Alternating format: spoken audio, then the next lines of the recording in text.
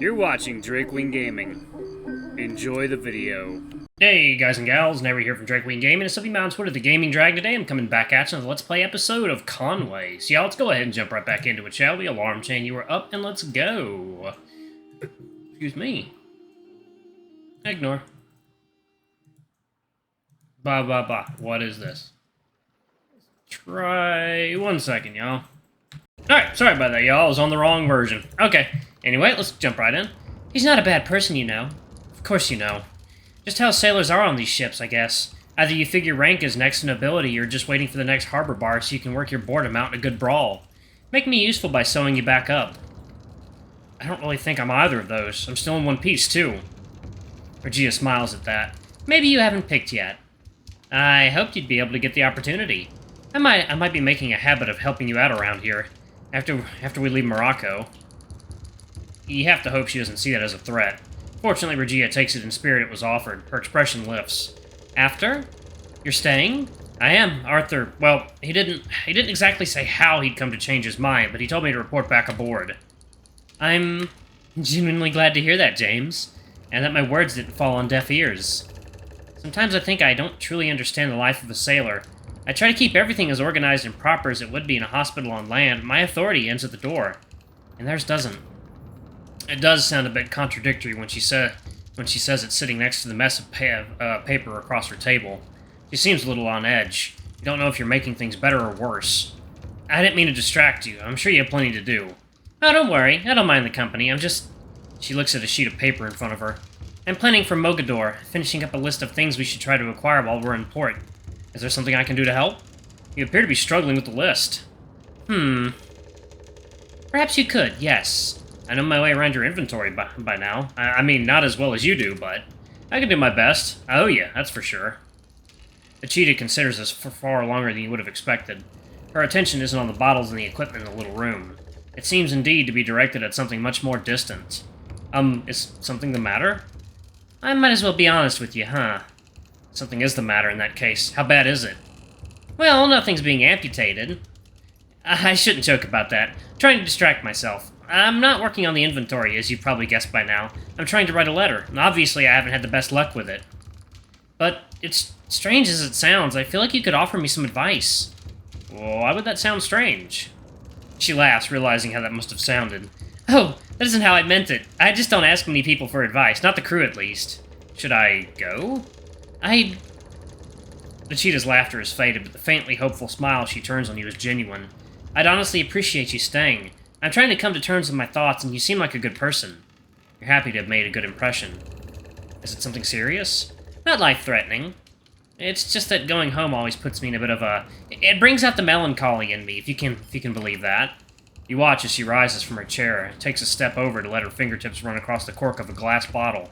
Truthfully, while you've come to think of Rajeeyah as a diligent surgeon, you wouldn't have described her as particularly cheerful.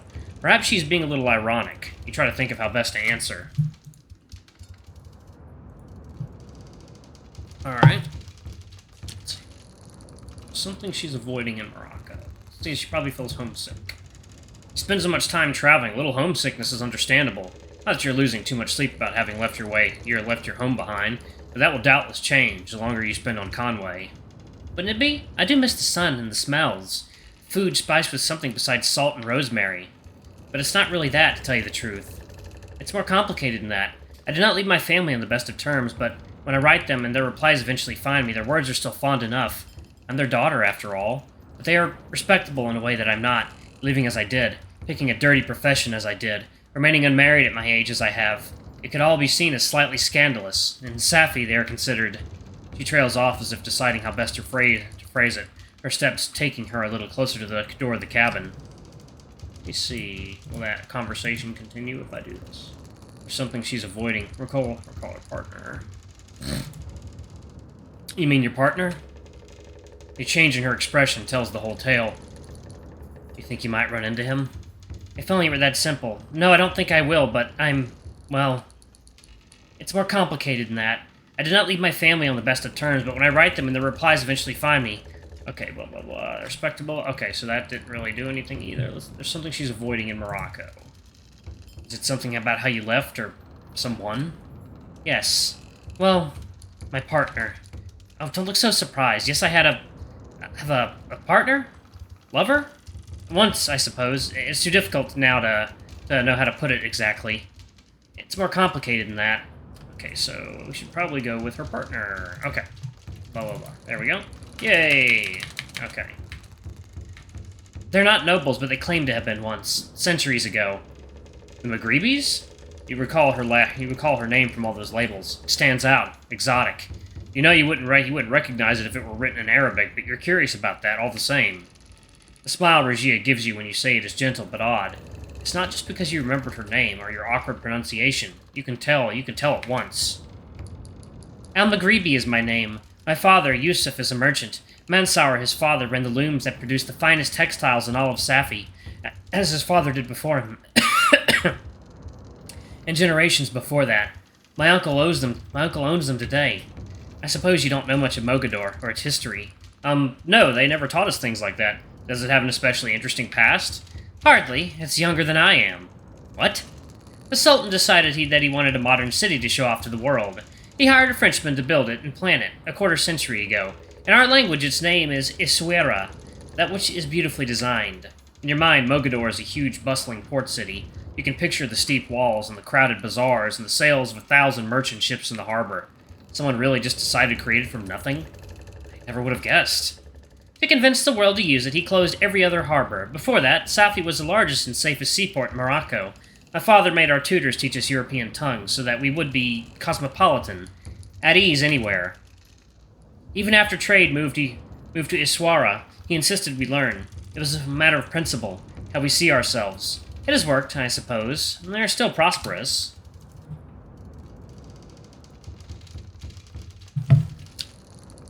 You can't help but note the term she uses, they, not we. You didn't want to follow them into the family business? They were never going to give the family business over to a daughter, James. Especially not me. What do you mean? You're a learned woman. You're skilled with people. You must have been everything your father hoped for. Oh, I'm afraid not. Why? What did he object to? Who I consorted with, I suppose. What do you know about Morocco in general? Well, nothing to be honest. I know where it is on a map. It goes without saying that you only know that because you've seen the Conway's course plotted on one. Growing up, Morocco was as far away as Massachusetts or Madrid or Madagascar, for all intents and purposes equally distant, beyond a horizon that never extended much past the boundary of your town. I heard the crew talking about it, and you too. You've mentioned it before. It sounds exciting. They must do a lot of trading. And they have good tea. You told me that, so I know it is tea. Unfortunately, you quickly realize that you've forgotten most of what Rajeeyah has said. It's hot? Probably? You finish rather weakly, but Rajeeyah seems more amused than anything else. Definitely. My father claims our lineage traces back to Syria and the Umayyads. They conquered Morocco ages ago. Before that, it was the domain of Amiza, the people of the desert, of Numidia, and Carthage, and Mauritania. They nearly conquered Rome. You've heard of Rome, at least, I hope. You must have looked particularly lost. You certainly didn't understand the emphasis she put on the other names, although they sound excitingly foreign and enticing. Does the Conway sail to those places? Maybe Samuel has something interesting to say on that account. Does it call on Rome, even? Where the Pope lives, sure. Rajeeyah laughs. Now, yes, this isn't the time before the Roman Empire, though. But even today in my homeland, the Amazi remains objects of fear, if not respect, in some quarters. Fear? Between the looms of Safi and the bazaars of Marrakesh, a caravan could encounter difficulties, more dangerous predators than simple asps. Criminals? Gangs? Indeed. Did that happen to your family? Almost. Silence descends between the two of you. Is she waiting for you to say something?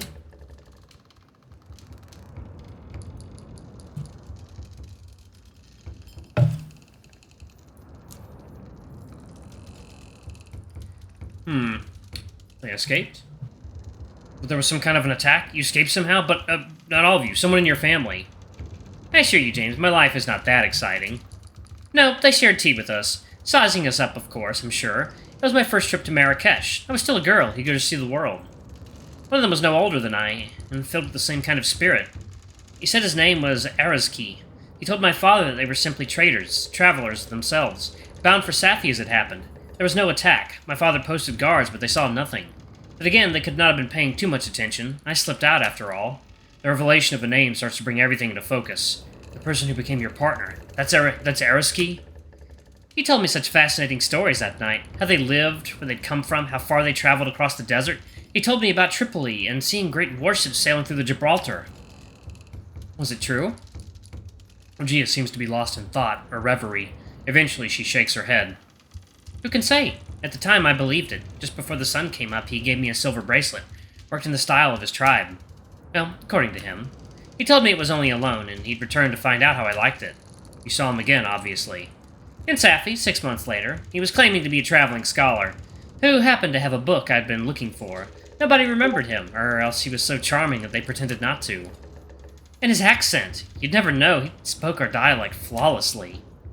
I heard it often, after I fell for him. She regards you as if trying to see how that revelation has landed, but she isn't telling you anything you don't already know.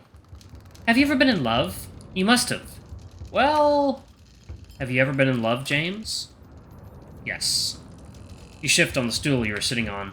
I guess you could say that. Nothing that informed anything serious. But I had, well, I guess the usual teenage love affairs, being smitten head over heels for about a few months before it all falls apart because we were both, well, still dumb children at heart. And neither of us really knew who we were yet. But we were sure as hell we're confident that we did. She chuckles at your admission. Probably just too aware of what you're talking about. You could say things that made me do... Now it's Rajeeyah's turn to hesitate. She gives a soft laugh. You are easy to talk to, I must admit. I can't believe I'm saying this. Araski could say things that would make me do foolish things. Beyond foolish for a young woman like me.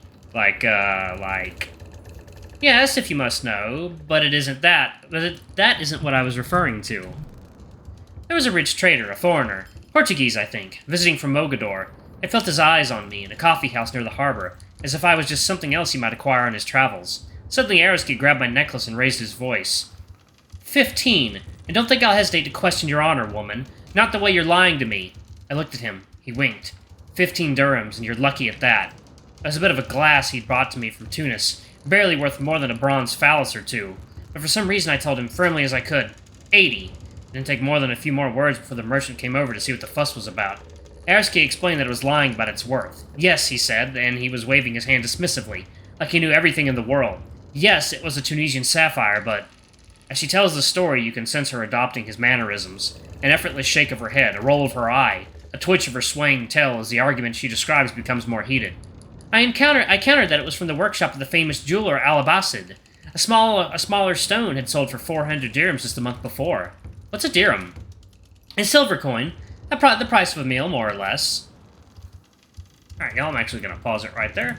Thank y'all so much for watching. Don't forget to like, comment, subscribe, ring that notification bell, and check out our Patreon if you can. It always helps. Anyway, I love you all, and I'll see y'all in the next video. Bye-bye!